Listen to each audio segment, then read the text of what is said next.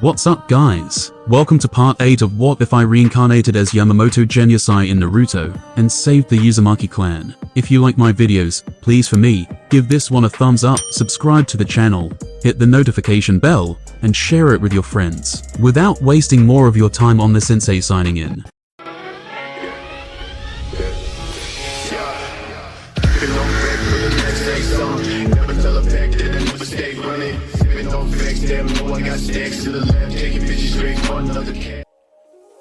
As soon as Madara emerged from the root base, Black Zetsu emerged from the ground and positioned itself next to him. With a curious tone, Black Zetsu inquired, "Madara-sama, can we consider someone like Danzo to be trustworthy?" "Indeed, a person consumed by hatred is capable of any action," responded Madara Uchiha. "In a sense, I am suggesting the eradication of threats to Konoha, and someone like Danzo, who is the most prominent hawk within the village, can only be utilized for such purposes. And following this incident, the news of Kushina's kidnapping should be disseminated throughout Konoha to instigate conflict. This world has remained in peace for far too long," Madara continued. "Yes, Madara-sama," responded Black Zetsu. "Let us go. It appears that the old woman has detected my chakra," said Madara. After uttering those words, Madara's body underwent a transformation, morphing into a phase form. Black Zetsu promptly affixed himself to this new vessel, and together they employed the mayfly technique to vanish from the scene. Shortly after their departure, a substantial surge of chakra descended upon the very same location. Emerging into view was a woman in her 30s, adorned in crimson attire.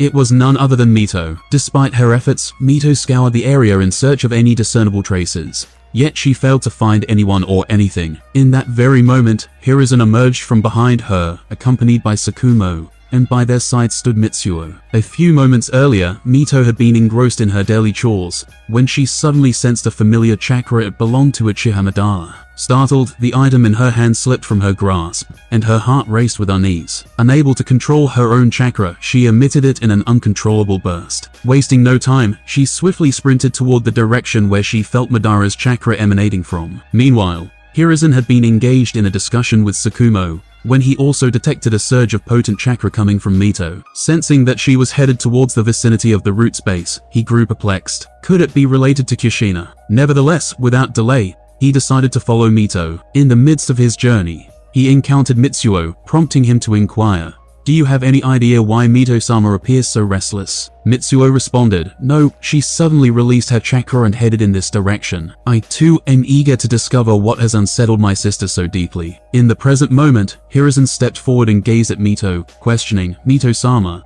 what has transpired to leave you in such a state of restlessness?" Mito glanced at everyone around her, observing the perplexed expressions on their faces. Letting out a sigh, she responded, "While I was occupied with my tasks, I sensed Uchiha Madara's chakra. However, as I arrived here, his chakra abruptly vanished." Hiruzen's face registered a mix of shock and fear as he exclaimed, "What? How can that be? Are you certain, Mito-sama? Madara has been deceased for many years. Would you think I'd make such an error?" Mito retorted, her face expressionless, asserting her certainty. Hiruzen, now composed, responded, "My apologies, Mito-sama, for my momentary lapse. I shall immediately raise Konoha's alert level and initiate a search for Madara." Mito nodded in acknowledgement upon hearing Hiruzen's words. Then, she added, "Let us ensure that the Uchiha clan remains unaware of this development. We must safeguard the village's peace." Hiruzen nodded in agreement, absorbing Mito's concern. He departed alongside Tsukumo, leaving Mito standing there, sighing. "Don't worry, sister. Everything will be alright," Mitsuo reassured her, offering comfort. Following that, they both left and made their way to the Senju clan compound. Konoha remained on high alert, with every individual in the village actively searching for any signs of a suspicious intruder. However, their efforts proved fruitless as days passed without any significant discoveries. On the eve of the Chunin exams, Kushina was strolling through the village when Hiroshi suddenly appeared before her. He swiftly conveyed, "Mitsuo-sama is calling for us. Please follow me." Although Hiroshi's chakra emanated from him, Kushina sensed that he was being untruthful. Despite her suspicion, she reluctantly decided to follow him, deep into the forest. As they journeyed further, Hiroshi eventually halted and turned towards her.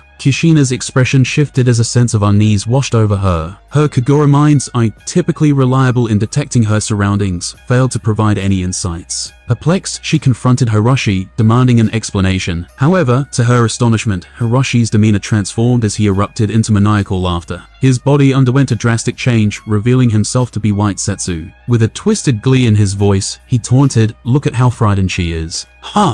In an instant, around 30 ninjas materialized, encircling Kushina. 4 individuals swiftly coordinated to execute the 4 Violet Flames formation, a technique known for its formidable trapping abilities. Kushina, undeterred by the odds stacked against her, brandished her sword and smirked. "You may have prepared this formation, but you underestimate me if you think you can capture me." As Kushina unsheathed her sword, the leader reminded his comrades, "Remember? Our orders are to capture her alive. If capturing her proves impossible, then eliminate her." "Yes," replied the remaining members of Root, launching their assault on Kushina. In response, Kushina swung her flaming sword, unleashing a fiery slash known as Fire Slash. The attack surged towards the Root members, prompting them to swiftly dodge. Seizing the opportunity, Kushina focused her attention on one of the Root members and launched an attack. However, he skillfully parried her strike and swiftly retreated, acknowledging Kushina's formidable strength. Seizing the moment, Kushina swiftly shifted her attention to another Root ninja, who sought to harm her. Meanwhile, a cunning first ninja seized the opening and lunged at Kushina, aiming to pierce her shoulder. But just as his blade neared her, a golden chain enveloped him, engulfed in flames that not only constricted his movements, but also inflicted burns upon his struggling form. And finally his charred body fell to the ground. As the Root ninja engaged in close combat with Kushina, he contemplated retreating, preparing to exert force to push her back. However, his intentions were abruptly halted when he witnessed Kushina opening her mouth wide, unleashing a torrent of scorching flames that engulfed him, bringing about his demise. Observing how effortlessly Kushina killed their 2 comrades, the remaining Root members managed to maintain their composure. The leader seized the opportunity, recognizing the favorable circumstances. "This is our chance. Let's make the most of it," he commanded. Without delay, 6 Root ninjas initiated their jutsu, Water Release. Water Bowl, causing a copious amount of water to surge forth, rapidly filling the area. The environment became saturated, as if transformed into an expansive water-filled bowl. Taking advantage of the watery terrain, the leader issued a decisive order. Now that water surrounds her, she will be severely constrained. Attack her with all your might. The battle persisted, with Kushina finding herself encircled by water. Despite the challenging environment, her combat prowess remained unyielding. As half an hour elapsed, Kushina stood resolute, bearing a few cuts and panting slightly. On the other side, 20 exhausted ninjas from Roots also panted heavily, their bodies adorned with burn marks and lacerations, inflicted by Kushina's relentless onslaught. In the span of this intense exchange, Kushina had claimed the lives of 8 additional Root ninjas, bringing the total count of her fallen adversaries to 10. As the battle raged on, Kushina's exhaustion became increasingly apparent, causing her to question her waning stamina. Thoughts raced through her mind. Why am I feeling this fatigued? It shouldn't be like this. I should have ample strength to endure, at least enough to fight for an hour. She gazed down at the cuts she had sustained, her eyes widening with realization. "Poison," she muttered, a sense of alarm creeping into her voice. The gravity of the situation sank in as she comprehended that if left unchecked, the poison coursing through her veins would render her unable to continue fighting in approximately 15 minutes. "It appears the poison is taking its toll," remarked the captain, observing Kushina's dwindling strength. He marveled at her tenacity, acknowledging that an ordinary ninja would have succumbed to such circumstances long ago. Determined to exploit this advantage, he commanded his comrades, "Press on with the attack. Do not grant her a moment of respite." The captain recognized the critical importance of capitalizing on Kushina's weakened state, urging his fellow Root members to relentlessly assail her, denying her any opportunity to recover. As the battle persisted, Kushina found herself increasingly disadvantaged with the passage of time. The toll of the prolonged fight took its toll on her, causing her to struggle continuously. Despite her waning strength, however, Kushina's determination remained unyielding. Even in her weakened state, she managed to claim the lives of 4 more Root ninjas, refusing to succumb to the overwhelming odds stacked against her. Her resilience shone through even as the fight took its toll. Struggling to maintain her balance, especially on the water-soaked ground, Kushina panted heavily. Her vision blurred, and every movement became a challenge. Despite her weakened state, a fierce determination burned within her. Clenching her fist tightly, she let out a resolute shout, "Even if I perish, I will make you bastards pay." Drawing upon every ounce of her remaining chakra, Kushina unleashed her trump card, a devastating technique known as Fire Tornado. As she focused her energy, a colossal vortex of blazing flames erupted, expanding to engulf the entire four violet flames formation. Witnessing this formidable display of power, some of the root members instinctively sought refuge within the water. However, to their dismay, the water's temperature rapidly escalated, boiling and scalding them. Realizing the impending danger, the captain hastily employed Earth-style mud wall, erecting a barrier of thick mud in an attempt to shield his comrades. But it proved futile, as the four violet flames formation acted as a relentless coffin, trapping and sealing the fate of the unfortunate root ninjas within its fiery grasp. As the remnants of the fire tornado dissipated, only 3 root ninjas managed to survive the devastating onslaught. However, their bodies were severely burned, bearing the scars of the intense flames. The aftermath of the attack left the entire area inside the four violet flames formation, shrouded in an eerie fog, concealing the aftermath of the fist battle. Coincidentally, during this time, Minato ventured into the forest for a hunting expedition, seeking to procure a beast for his dinner. However, his intentions were abruptly halted as his eyes caught sight of a colossal flame tornado enveloped within a barrier of purple energy. Recognizing the magnitude of the battle before him, Minato knew he could not intervene directly. Acting swiftly, he employed a summoning technique, summoning a toad and instructing it to convey the urgent message to Jiraiya. Minato stood silently, observing the unfolding situation while awaiting Jiraiya's arrival and guidance. As Kushina lay on the ground, utterly drained and her consciousness slipping into darkness,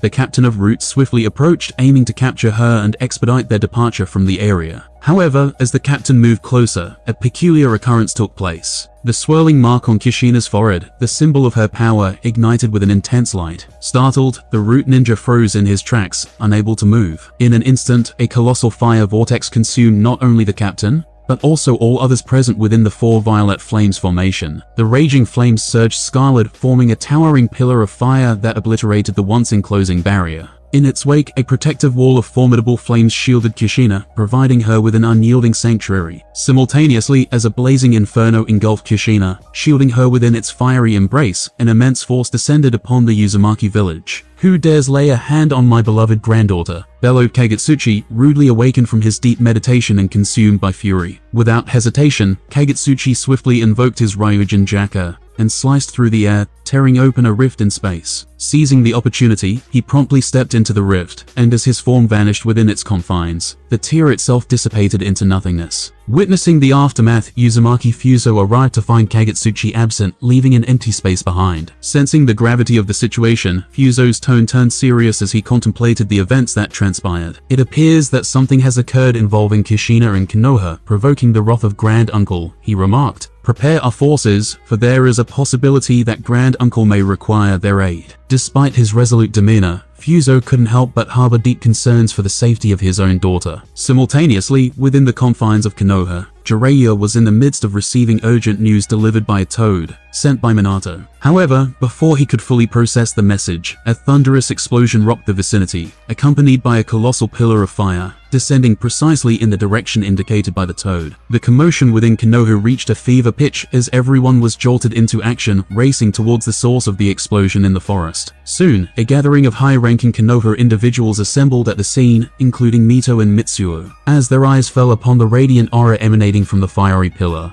their expressions morphed into a mix of shock and concern. In unison, Mito and Mitsuo exclaimed, "Uncle!" Driven by their apprehension, they swiftly moved closer to the blazing inferno, with the rest following closely behind. However, as they neared the vicinity of the pillar, their hopes were met with a grim reality. Spikes of flames materialized, menacingly targeting each of them. It became clear that any attempt to draw near Kushina would result in certain death. In the face of this deadly barrier, Mito's voice trembled as she exclaimed, "Kushina, what has happened?" Abruptly, the skies above Konoha transformed, becoming shrouded in dark clouds that rumbled ominously, foretelling the arrival of an impending catastrophe. In that very moment, a rift in space tore open high above the city, revealing an elderly figure clutching a burning katana as he emerged. The sheer pressure emanating from this enigmatic old man rendered everyone in the vicinity immobile, their movements stilled by an overwhelming force. Kagetsuchi, without exchanging a single word with anyone, promptly made his way towards Kushina, disregarding all else. Observing Kushina's condition, he appeared outwardly composed, yet deep within, he had resolved to eliminate anyone responsible for subjecting his granddaughter to such distress. Removing the lingering flame pillar with a flick of his hand, Kagetsuchi immediately began employing healing Kido,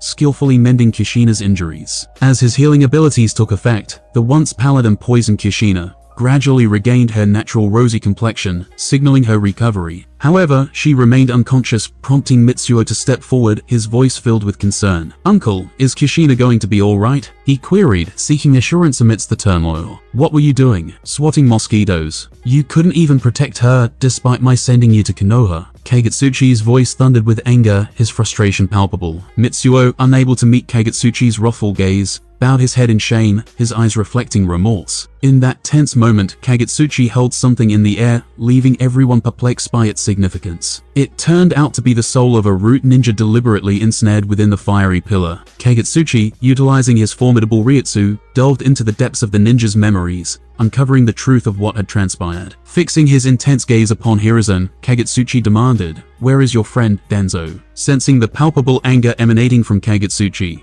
Hiruzen swiftly responded, his voice tinged with apprehension, "I am unaware of his current whereabouts, but he ought to be within his root base." With skepticism clouding his judgment, Kagetsuchi swiftly seized Hiruzen, gripping him tightly, and delved into the depths of his soul. As Kagetsuchi sifted through Hiruzen's memories, he discovered the truth. There were no intentions to harm the Uzumaki family within Hiruzen's heart. Accepting this revelation, Kagetsuchi released his hold on Hiruzen. Though Kagetsuchi's anger still smoldered within him, he was not one driven solely by a thirst for bloodshed. He recognized the consequences that would befall the innocent residents of Konoha if he were to unleash his wrath upon the entire village. For the actions of one man, Danzo, Kagetsuchi shifted his attention to Mitsuo, his voice stern and resolute. "Kushina was besieged by 30 root ninjas, my dear nephew. She fought valiantly, eliminating 26 of them, and leaving 4 severely injured, before succumbing to unconsciousness. If you seek redemption, take it upon yourself to end Danzo's life before my return." In a trembling voice, Hiruzen interjected, "Konoha stands ready to assist in this endeavor." Without uttering a word in response to Hiruzen's offer, Kagetsuchi turned and swiftly departed in a single direction, employing Shunpo to traverse the distance with unparalleled speed. At that time, White Zetsu was traveling at a very fast speed using his Mayfly technique. As soon as he felt the pressure of Kagetsuchi, he ran away. The reason Kagetsuchi didn't solve Danzo himself and left the place was that he could feel a soul leaving Konoha at a very fast speed as soon as he arrived. However, with Kagura's heart-eye ability, he wasn't able to feel anything. After reading the memory of the root ninja, he immediately understood whose soul was traveling, and left in the direction where he last felt Zetsu's location. Finally, after traversing a distance of 8 miles, Kagetsuchi's heightened perception once again captured the elusive presence of White Zetsu. Zetsu, situated approximately 10 miles away, unknowingly drew closer to his pursuer as Kagetsuchi swiftly closed the gap. Continuing their relentless pursuit, Kagetsuchi covered an additional 10 miles, relentlessly narrowing the distance between them. Gradually, the gap diminished until Kagetsuchi found himself within a mere 200 meters of Zetsu's concealed location. Simultaneously, Zetsu's intuition heightened, sensing the relentless approach of Kagetsuchi. The tension reached its climax as Kagetsuchi finally caught up to Zetsu, channeling an immense surge of power into a formidable punch that reverberated through the terrain, leaving behind a vast crater. The sheer force expelled Zetsu from the ground. Kagetsuchi apprehended Zetsu and wasted no time in delving into his memories. However, he was surprised to discover that Zetsu's memories did not contain any recollection of Madara or his hideout. It appeared that every White Zetsu was assigned a specific area,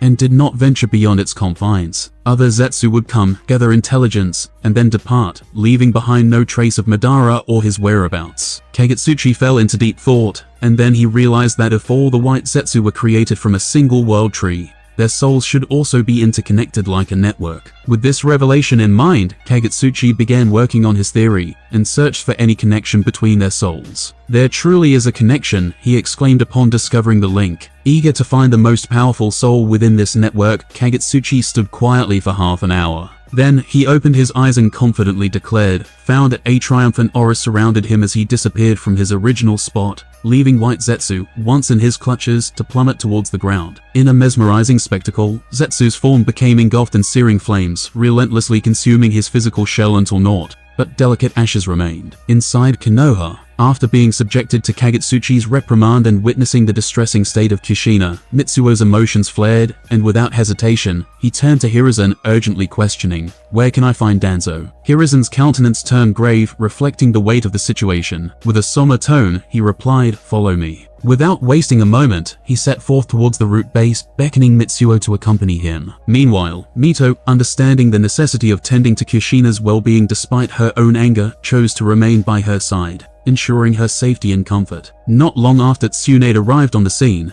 her concern evident as she witnessed Kushina lying unconscious. Approaching Grandma Mito, Tsunade inquired with a touch of worry, "What has happened to her? Please enlighten me." Mito replied, "Your friends will do everything for you." With those words, she departed, taking Kushina away from the scene. Tsunade's gaze shifted towards Jiraiya, who had been present before her arrival. Jiraiya proceeded to relay all the information he possessed. After attentively listening to Jiraiya's account, Tsunade's frustration surged, causing her to strike the ground forcefully. "Damn that Danzo!" she exclaimed, her voice filled with anger. Fueled by her determination, she swiftly followed the path Hiruzen had taken, heading towards the root base. As Mitsuo arrived at the root base, he encountered the vigilant root ninjas who stood guard. Consumed by anger, Mitsuo had no intention of engaging in conversation. Without hesitation, 6 yellow chains emerged from his body, piercing through the bodies of the root ninjas with precision, leaving them no opportunity to resist. Once Mitsuo cleared his path, he proceeded to advance inside the base. To his surprise, as Mitsuo entered the root base, he found an absence of root ninjas along his way. Finally, upon reaching the center of the base, he discovered Danzo's presence, surrounded by a cohort of root ninjas patiently awaiting his arrival. At that moment, Hiruzen arrived accompanied by the Anbu, led by Sakumo. As Danzo caught sight of Hiruzen, he breathed a sigh of relief. However, before he could utter a word,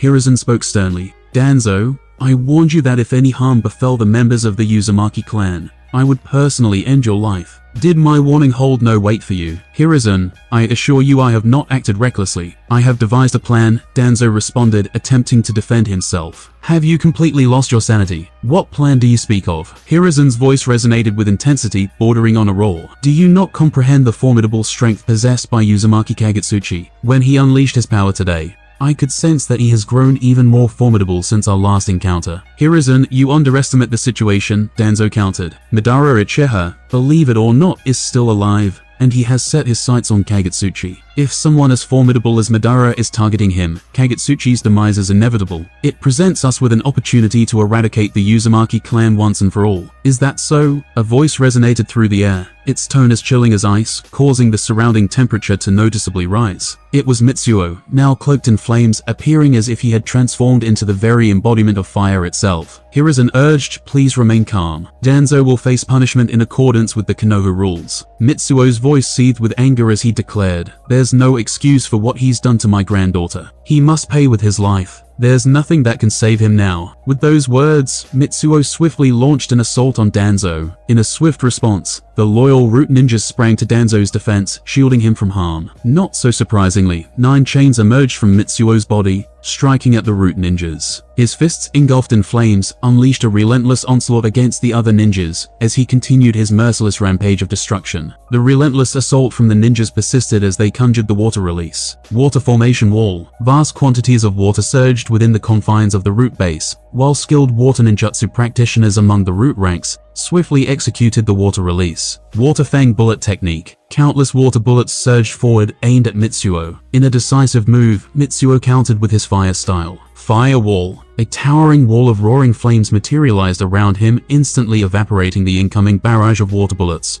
before they could even reach him. 9 golden chains came out from the firewall and pierced the root ninjas, who were nearest to the firewall, killing them instantly without any resistance. The golden chains continued to move and captured 3 ninja and strangling them to the death. With the firewall dissipating, Danzo seized the moment and unleashed the wind release. Vacuum serial waves. Sharp blades of wind sliced through the air, threatening Mitsuo's elemental defenses. Recognizing the danger, Mitsuo swiftly evaded the attack, realizing that the razor-sharp wind blades could disrupt his elemental manipulation. Sensing the urgency, he promptly fled the scene, leaving behind the unfolding chaos. In retaliation, Mitsuo gathered his inner strength and unleashed the formidable fire style. Fire Dragon Technique. A colossal dragon composed of roaring flames surged towards Danzo, intent on obliterating him. Witnessing the impending danger, Danzo responded swiftly by employing the wind release. Vacuum Great Sphere. The collision between the massive fire dragon and the swirling vacuum sphere caused the dragon's flames to diminish gradually, neutralizing the fiery threat. At that moment, 5 root ninjas launched a surprise attack on Mitsuo from behind. However, Mitsuo effortlessly defended against their assaults using his adamantine sealing chains. He left them no opportunity to recover, swiftly killing them with lethal efficiency. Only a mere 10% of Danzo's subordinates remained alive following the devastating attack on Kushina and Mitsuo. Danzo, witnessing the dire outcome and seething with anger, realized that he couldn't overcome Mitsuo's power without the intervention of Hiruzen. Yet, observing Hiruzen's apparent lack of intention to intervene in the matter, Danzo's frustration grew. Just as Mitsuo prepared to continue his relentless assault on Danzo,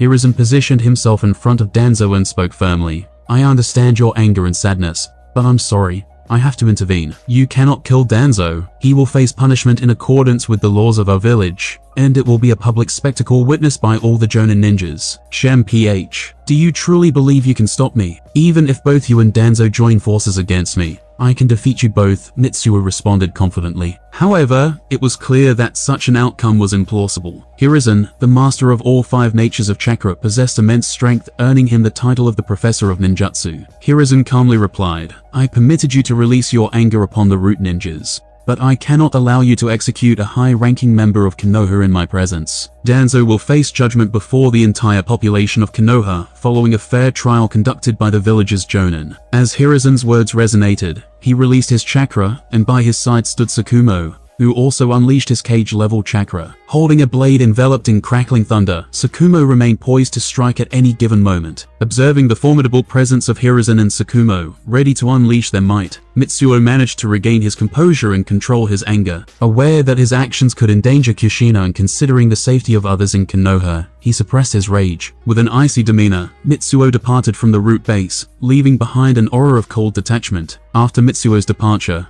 Hiruzen cast a piercing gaze towards Danzo, brimming with an intent to kill. In a low, ominous voice, he uttered, "Pray that Madara succeeds in eliminating Kagutsuchi. Otherwise, for the sake of Konoha, I will have no choice but to sacrifice you." With these words hanging in the air, Hiruzen turned his attention to Tsukumo, commanding him in a hushed tone, "Apprehend him and confine Danzo to the depths of the Konoha prison." Having issued the order, Hiruzen departed, leaving Tsukumo to carry out his instructions diligently. Under Tsukumo's watchful eye, Danzo and all his loyal root members were captured and taken into custody. In the expanse between the borders of the Fire Country and the Earth Country, an aged man hobbled along, relying on his crutch for support. Eventually, he reached a towering tree, a sight that held significant meaning. This old man was none other than Kagutsuchi, his weathered senses alerting him to the presence of a vast subterranean cavity beneath the tree's roots. Within that hidden space resided 2 distinct and formidable auras. Drawing upon the recollections of memories of white Zetsus who had once roamed these lands, Kagutsuchi confirmed that he had stumbled upon the secretive sanctuary of none other than Uchiha Madara.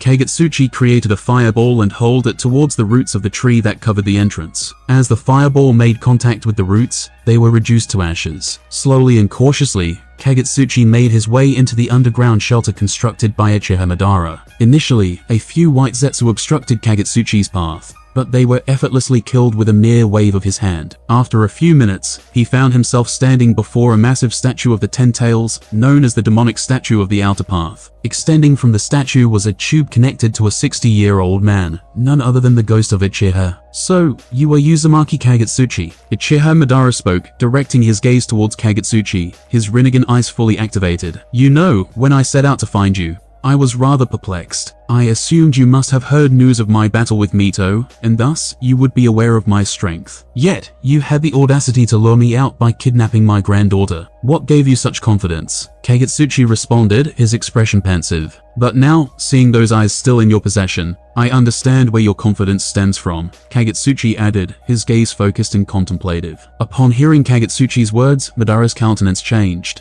and he inquired sharply, "How did you come to know that I have awakened Rinnegan?" Kagutsuchi responded confidently, "I know more than you can imagine. You don't need to know the specifics. It's fortunate that you found me, as otherwise, I would have had to track you down, which would have been a waste of my time. I was aware that you would become an obstacle to my next move, so I intended to eliminate you and ensure that my actions could proceed unhindered." "You mean collecting the tailed beasts?" Madara's tone carried an ominous undertone, relishing the idea of shocking Kagutsuchi with his revelation. However, to Madara's disappointment, Kagutsuchi's expression remained composed and unaffected, his face reflecting a calm demeanor. Observing the disappointed expression on Madara's face, Kagutsuchi calmly replied, I am well aware that you have awakened the Rinnegan. Furthermore, I knew about your subordinates who possess the ability to blend seamlessly into their surroundings, rendering them undetectable. Therefore, it was within my prediction that you might have become privy to my plans through eavesdropping during meetings or through sources within the Uzumaki clan. You know too much, Madara declared. Rising to his feet, he was joined by a white Zetsu who enveloped his entire body, allowing him to unleash his full power. In past, utilizing Zetsu's body and the black receivers he had implanted, Madara instilled a sense of intimidation in Danzo. As Madara clapped his hands, he invoked the power of the demonic statue chains. Numerous purple chains emerged from the outer path statue, intent on binding Kagutsuchi. However, before the chains could reach their target, golden chains surged forth from Kagutsuchi's own body, effectively countering the attack of the demonic statue chains. The assault from the outer path statue was rendered useless, as the golden chains repelled and nullified its effects. As his previous attack failed, Madara resorted to unleashing fire release. Great fire destruction. A colossal torrent of intense flames erupted from Madara's mouth, directed towards Kagutsuchi. In the face of the incoming inferno, Kagutsuchi displayed an air of disdain, uttering, "Playing with fire in front of me." With an effortless demeanor, Kagutsuchi remained stationary. When the blazing fire drew near, within a 1-meter radius of Kagutsuchi, it simply dissipated, leaving him completely unscathed. The flames proved futile, having no impact on him whatsoever. In that moment, Kagutsuchi lifted his crutch, and with a sudden motion, a colossal blue fist clashed with the tip of his crutch. Kagutsuchi unleashed the power of Onibi, Oni Fire, obliterating the giant blue hand in its entirety. Despite Kagutsuchi's immobility,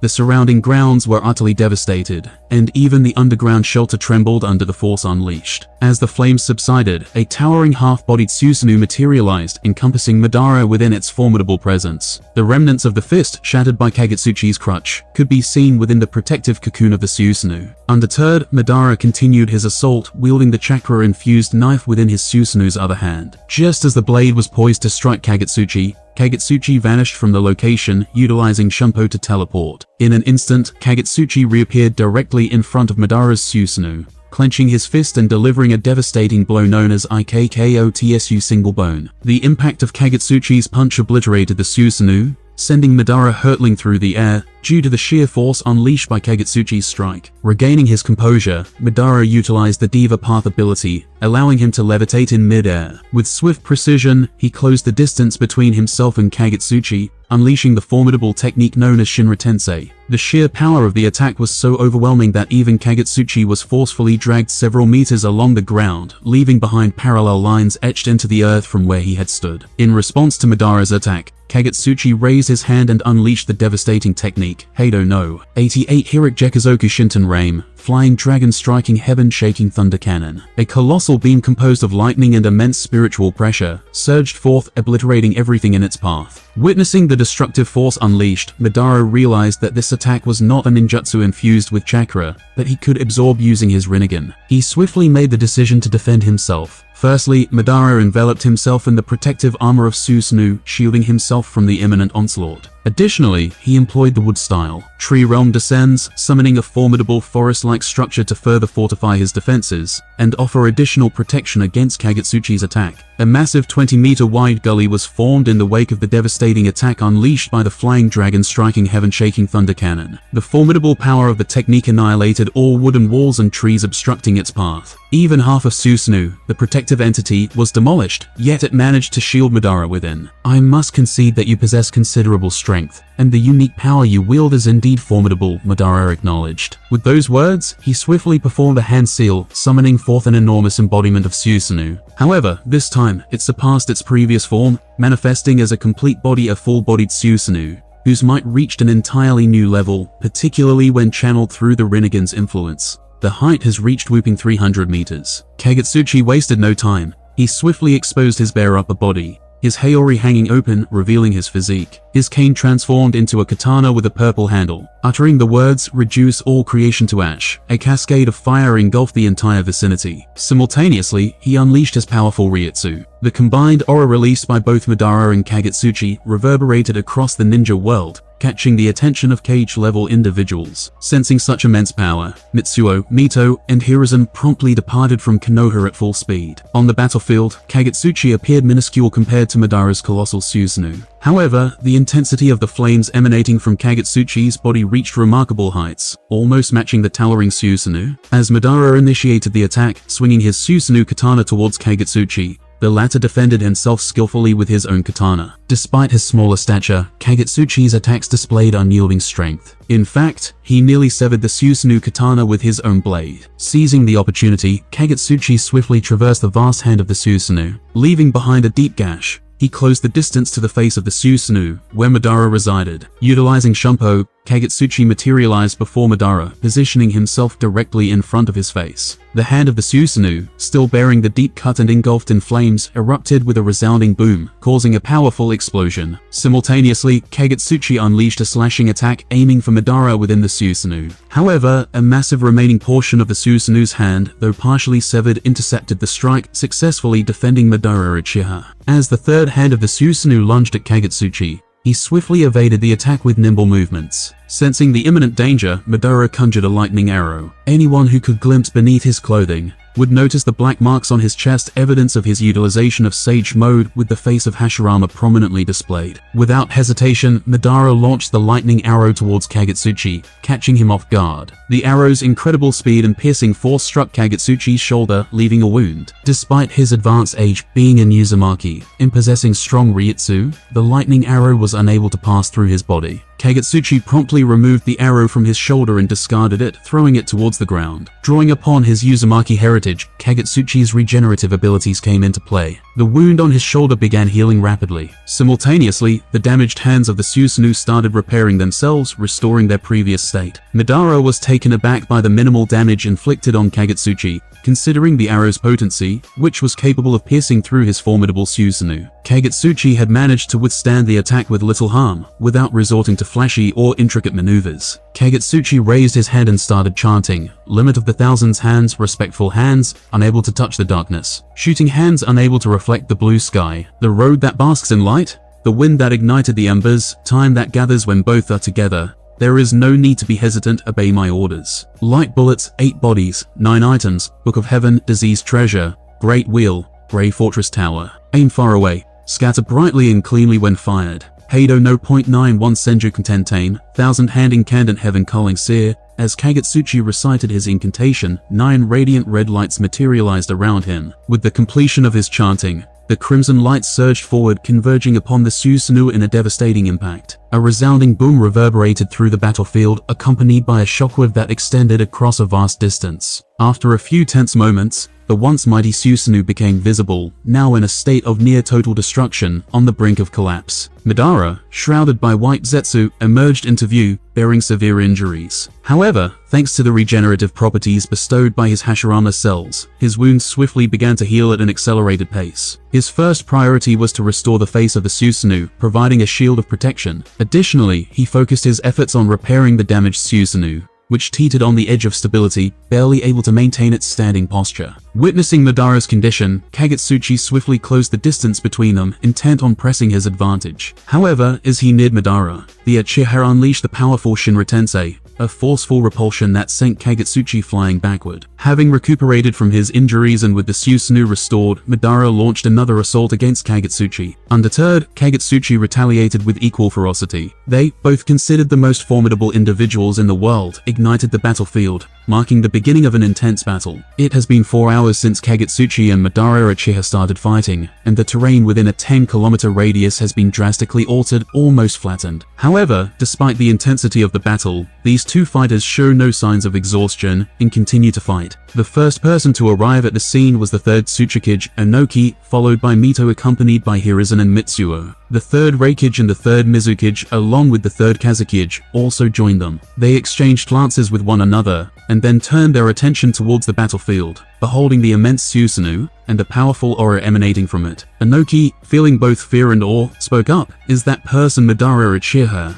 And the other one is Uzumaki Kagetsuchi." He directed his gaze towards Mito for confirmation. Mito nodded in response to Inoki's question. The third Kazekage expressed his disbelief. But how is this possible? Madara died in the Battle of the Valley of the End. Hiruzen, aware that he couldn't conceal the truth from the cages, revealed Madara's body disappeared one day while Tobirama-sensei was conducting research on it. Inoki, filled with anger and fear, retorted, "And you didn't bother to inform us about such a significant development." Hushing the heated conversation, Nito interjected, "Enough. Konoha is not obligated to inform you of every detail. Now, the point is that Madara has been revived and is fighting, uncle." Her commanding voice silenced everyone, reminding them of her authority. The third Mizukage spoke up, acknowledging the gravity of the situation. "What can we do? We cannot interfere in a battle of this magnitude. Each random blow they exchange is equivalent to the forbidden techniques of our respective villages." "Yes, they are on a whole other level," said third Kazekage. In the ongoing battle between Madara and Kagutsuchi,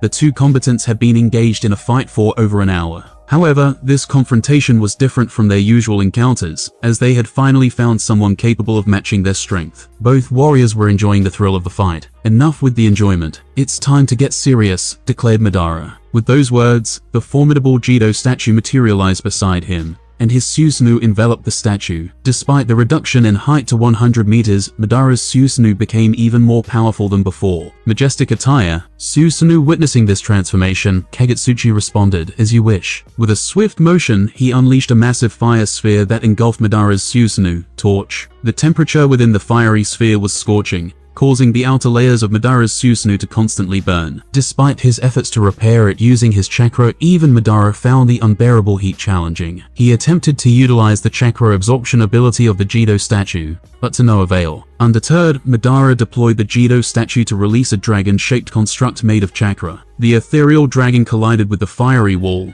creating a sizable hole that allowed Madara to escape its grasp. As Madara emerged from the scorching fire sphere, his eyes met Kagutsuchi, who stood before him, a fearsome sight with his Ryujin chakra ablaze. With unwavering resolve, Kagutsuchi propelled himself forward, his flaming sword slashing through the air in a devastating strike known as the first killing stroke. His incredible speed allowed him to effortlessly penetrate the defenses of Susanoo, leaving behind a deep, 6-foot gash on the imposing form of the Jido statue. Initially taken aback by the unexpected turn of events, Kagutsuchi swiftly grasped the reality of the situation. As the husk of the mighty Ten Tails, the Jido statue's resilient defense was an unsurprising testament to its power and endurance. But with a resounding boom, the entire Jido statue became engulfed in flames, forcing Madara to abandon his Susanoo, or risk being consumed by Kagutsuchi's fiery onslaught. In a thunderous blast, the Jido statue vanished, rendering it useless for the remainder of the battle. Witnessing the statue's disappearance, Madara's countenance contorted with anger. He was left with only a few remaining tactics, some of which were costly and would have little effect on Kagutsuchi. Determined, he unleashed the power of Chibaku Tensei, causing multiple black spheres to form around him. These spheres were launched towards Kagutsuchi, drawing everything in their vicinity towards them.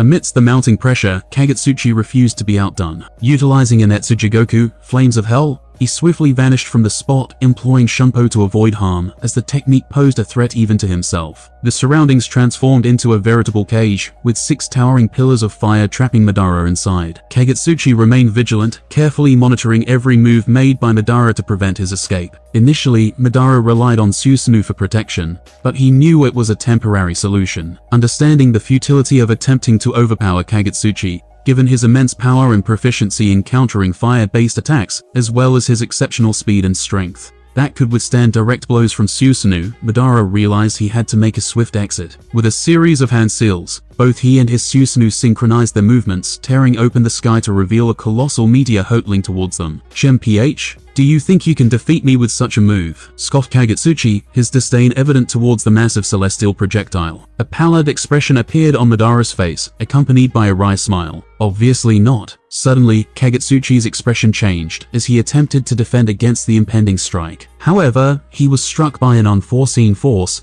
and sent hurtling through the air. And that concludes part 8. The story will continue in the next part. If you liked what you watched, let us know by giving us a thumbs up, subscribing to the channel, and hitting the notification bell to ensure you don't miss the next part. Have a great day. This is Omni Sensei signing off.